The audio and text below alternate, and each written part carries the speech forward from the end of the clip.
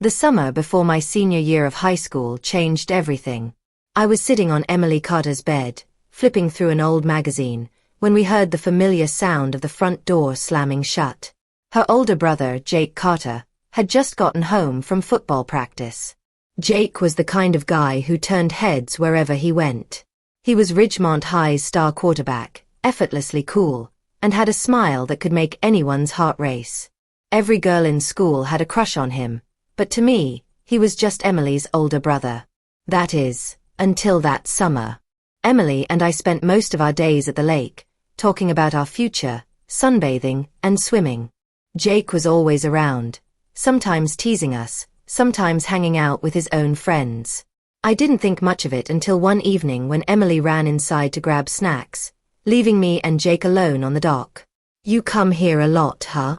Jake asked, sitting next to me, his legs dangling over the water. "Yeah, it's peaceful," I replied, suddenly hyper-aware of how close he was. For the first time, I noticed the way his eyes softened when he looked at me. The way his voice sounded different when we were alone. That moment was the first shift. As the weeks went by, Jake and I kept finding ourselves alone together. Late-night talks on the back porch, casual shoulder brushes that lingered too long, and stolen glances across the room.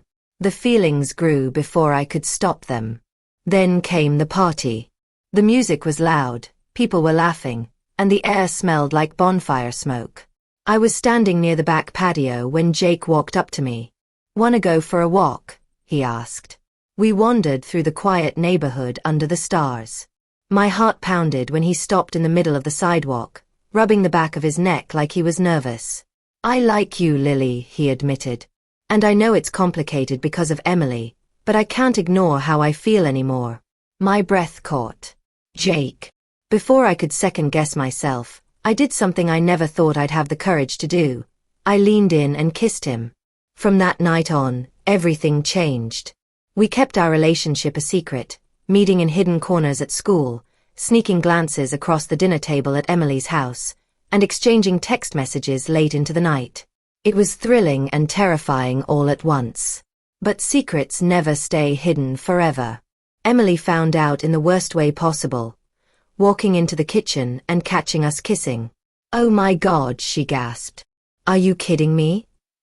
"Emily, I was going to tell you," I started, my stomach twisting with guilt. She held up a hand. "No. Just, no.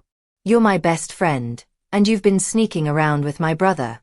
She stormed out, leaving me feeling like I had lost both my best friend and the boy I was falling for. The next few days were awful. Emily ignored me, Jake was caught between us, and I started wondering if I had made a huge mistake. Then, one evening, Emily showed up at my house. "Arms crossed," she sighed. "I'm mad, but I also know you. And I can tell this isn't just some dumb crush." I swallowed hard. "It's not." She exhaled.